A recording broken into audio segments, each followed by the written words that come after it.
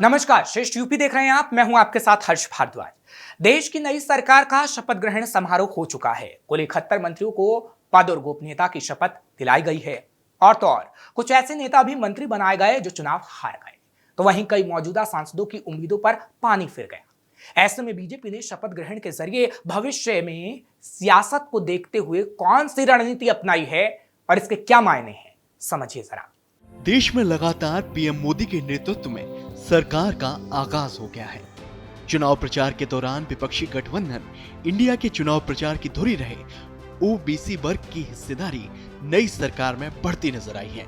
दरअसल देश की नई नवेली एनडीए सरकार में 71 में से 29 मंत्री ओबीसी समुदाय के हैं, जबकि 28 जनरल कैटेगरी से हैं, तो वहीं 10 एससी से 5 एसटी से शामिल हुए हैं। 7 महिलाएं भी मंत्री बनाई गई हैं, जो बताता है कि नई सरकार के शपथ ग्रहण के जरिए हर एक वर्ग को साधने का भरपूर प्रयास किया गया है, ताकि आने वाले वक्त में देश के जिन राज्यों में चुनाव होने हैं वहां जातिगत समीकरणों को सही से साधा जा सके।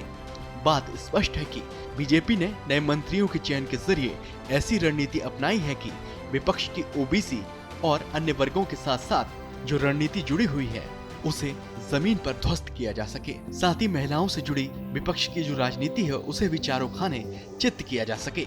नई सरकार में हारे हुए नेताओं को भी मंत्री बनाया गया है। चुनाव न लड़ने वाले भी मंत्री बनाए गए हैं। ये कौन नेता है आपको बताएंगे, लेकिन इन सब से इतर कुछ ऐसे नेता भी थे जिनको लेकर माना जा रहा था कि वो नई सरकार में मंत्री बनेंगे। इन नेताओं में यूपी से दिनेश शर्मा का नाम आगे चल रहा था।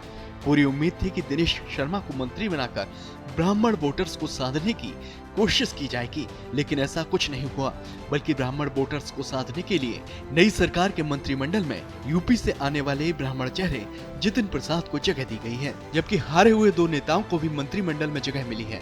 इसमें तमिलनाडु की नीलगिरी से भाजपा उम्मीदवार एल मुरुगन को राज्य मंत्री बनाया गया है।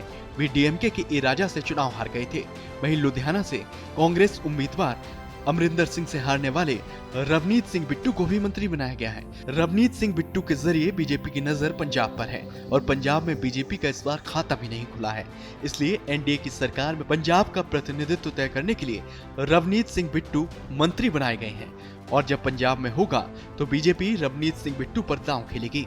कुछ ऐसा ही दांव बीजेपी ने तमिलनाडु के नजरिए से भी चल दिया है, क्योंकि तमिलनाडु में बीजेपी का डिब्बा गोल रहा है, तो वहां पर बीजेपी के लिए माहौल सेट करने के लिए एल मुरुगन को मंत्री बनाया गया। तो वहीं हरियाणा में कुछ खास कमाल न होने के बावजूद हरियाणा के 3 नेताओं को मंत्री बनाया गया है और उन्हें अहम जिम्मेदारी सौंप दी गई है। क्योंकि आने वाले वक्त में हरियाणा में चुनाव है, इसलिए इस समीकरण को भी साधने के प्रयास किए गए। तो वहीं रामदास अठावले जैसे नेता को भी मंत्री बनाया गया है, जो राज्यसभा के सदस्य हैं और उनकी पार्टी का कोई भी सांसद फिलहाल तो लोकसभा में नहीं है। उन्हें इसलिए मंत्री बनाया गया क्योंकि वो महाराष्ट्र से आते हैं और दलित राजनीति पर उनकी पकड़ है।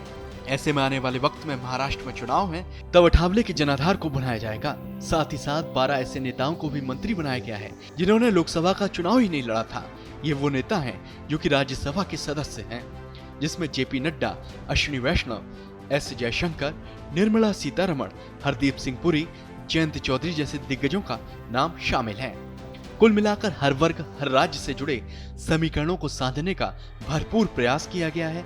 साथ ही गठबंधन धर्म को निभाने के लिए भी कई पार्टियों के सांसदों को मंत्री बनाया गया। जीतन राम मांझी इसका जीता जागता उदाहरण है। वो अपनी पार्टी के एकमात्र लोकसभा सदस्य हैं और उन्हें भी मंत्री बना दिया गया है। फिलहाल ऐसी और खबरों के लिए आप देखते रहिए श्रेष्ठ यूपी। यूपी की हर खबर देखने और उनसे अपडेट रहने के लिए हमारे चैनल श्रेष्ठ यूपी को सब्सक्राइब और लाइक करें। साथ ही बेल आइकन को दबाना ना भूलें, जिससे हमारे हर वीडियो की जानकारी आप तक पहुंचती रहे।